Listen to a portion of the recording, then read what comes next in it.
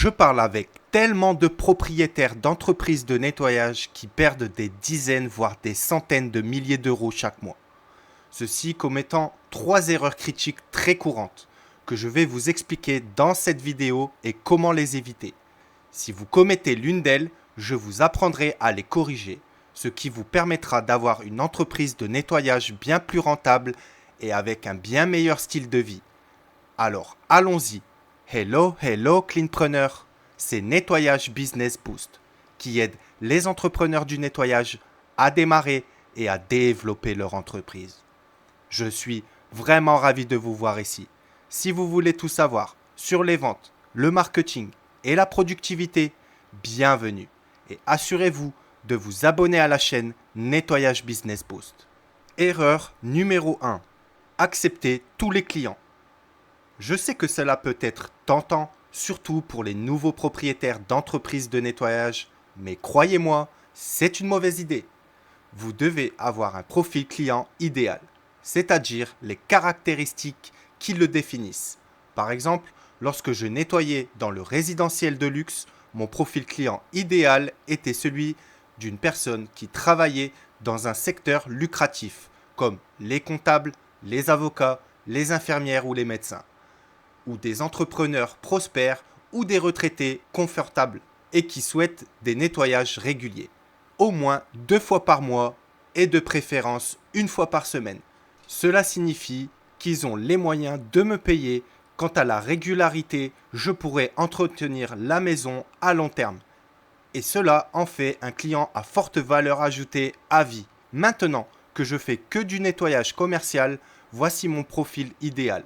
Entreprise professionnelle avec un trafic client minimal. Des endroits comme les agences d'assurance, les comptables, les cabinets d'avocats, les cabinets médicaux. J'évite les magasins, les salles de sport et les endroits très fréquentés, car ils sont toujours plus sales. De plus, ils ne doivent être ouverts que pendant la journée, ce qui ne me facilite pas la tâche pour les sous-traitants. Je recherche des clients commerciaux nécessitant au moins 3 nettoyages par semaine. Cela génère des revenus réguliers et facilite grandement le nettoyage. Avec votre profil de prospect défini, il est beaucoup plus facile de savoir sur quel nouveau prospect potentiel se concentrer. Si vous rencontrez des clients qui ne correspondent pas à votre profil, essayez de trouver d'autres prospects pour les remplacer le moment venu. N'hésitez pas à rompre leur contrat quand il est temps. Deuxième erreur, sous-évaluer vos offres de nettoyage. Cela se résume généralement à un manque de communication, le plus souvent au niveau de la définition des attentes du client. Veut-il un nettoyage satisfaisant ou parfait? A-t-il une liste de tâches de nettoyage à vous confier? Pourquoi est-il mécontent de son prestataire de nettoyage actuel? S'agit-il d'un client régulier, comme un client résidentiel hebdomadaire ou un client commercial quotidien? Alors, efforcez-vous de documenter précisément les services de nettoyage demandés. Sinon, vous courez le risque qu'ils disent « Je pensais que vous allez nettoyer les vitres » ou « Nous nous attendions à ce que vous nettoyiez la terrasse ». Cela peut entraîner des conversations gênantes qui peuvent vous donner envie de travailler gratuitement.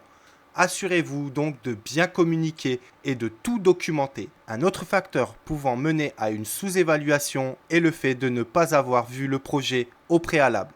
C'est pourquoi je recommande de faire une offre en personne, surtout lorsqu'il y a des gros nettoyages difficiles à réaliser.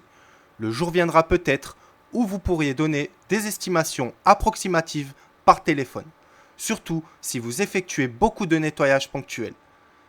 Si votre client idéal est un client fidèle avec une forte valeur ajoutée à vie, organisez un R1 en présentiel. Voici pourquoi. J'ai un bâtiment de 2500 m² qui nécessite 3 heures de nettoyage par jour, mais aussi un bâtiment de 5000 m² qui nécessite 2 heures de nettoyage par jour. C'est la moitié de la superficie, mais pas la moitié du temps. Et c'est parce que la liste des tâches de nettoyage est très différente d'un bâtiment à l'autre. Si j'avais établi un devis par téléphone basé uniquement sur la superficie, j'aurais sous-estimé le contrat. J'ai visité la propriété pour comprendre leurs attentes, ce qui m'a permis de poser de nombreuses questions, de faire une offre correcte et de remporter le contrat. Si vous avez des clients, que pouvez-vous faire maintenant? N'oubliez pas que les augmentations de prix font partie intégrante du monde des affaires. Le moment venu, discutez avec le client et voyez quel ajustement vous pouvez apporter. Parfois, cela se traduira par une augmentation de vos tarifs, parfois par une diminution de la charge de nettoyage. Dans tous les cas, cela corrigera la situation. Troisième erreur, la dernière, une stratégie marketing défaillante. De nombreuses tactiques marketing ont une valeur certaine, mais il y en a beaucoup d'autres qui n'en ont moins. Par exemple, la plupart des entreprises de nettoyage n'ont pas besoin d'uniformes, de véhicules de marque, de publicité payante et même de sites web. Certains le font, mais la plupart non.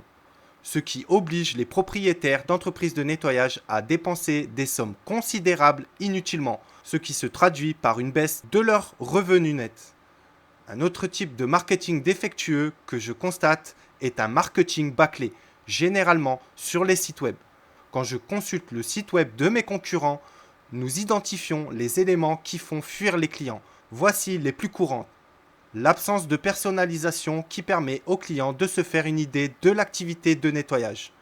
Des fautes d'orthographe, des photos de nettoyage avant-après de mauvaise qualité, des pop-up qui arrivent directement sur le site web après 20 secondes, des sites qui ne sont pas responsibles sur mobile et enfin un moyen difficile de contacter l'entreprise de nettoyage.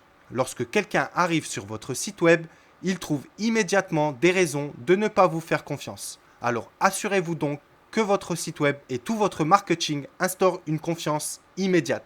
Si ce n'est pas le cas ou si vous avez un doute, demandez à un ami de vous donner son avis. Et pour ceux qui n'ont pas de site web et qui en veulent un immédiatement, laissez-moi en commentaire sous la vidéo le mot site web entreprise de nettoyage. Je vous mettrai en relation avec quelqu'un de confiance. Et enfin, une autre erreur, le manque de professionnalisme. La principale plainte que j'entends concernant les autres prestataires de nettoyage, c'est la mauvaise communication. Je serai donc bref. Mais c'est incroyable combien d'argent on peut gagner simplement en répondant au téléphone. Ou si on ne peut pas répondre, en rappelant rapidement les appels manqués. Lorsque vous communiquez, restez simple, respectueux, écoutez attentivement et répondez aux questions en suspens le plus rapidement possible. Si vous le faites, vous montrez que vous prenez votre entreprise de nettoyage au sérieux. Et c'est tout ce que recherchent la plupart des clients. En conclusion, si vous évitez ces erreurs, vous savez ce qui devient possible. Votre entreprise de nettoyage deviendra beaucoup plus rentable et plus agréable à gérer. Tu veux lancer ton entreprise de nettoyage avec du matériel de pro? Arrête de chercher partout. J'ai rassemblé pour toi les meilleurs équipements et outils dans une boutique dédiée. Tu y trouveras tout ce qu'il te faut pour démarrer efficacement. Aspirateur balai, produits puissants, recommandations testées sur le terrain, sélection pensée pour les pros du nettoyage. Accède à ma boutique directement dans le lien dans la description. Équipe-toi comme un pro dès aujourd'hui.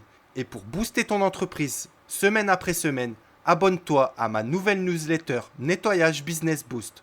Chaque vendredi, tu reçois un email ultra pratique avec des conseils, des stratégies et des astuces pour développer ton entreprise de nettoyage. Le lien est aussi dans la description. C'était Nettoyage Business Boost. À bientôt, mes cleanpreneurs, pour une nouvelle vidéo.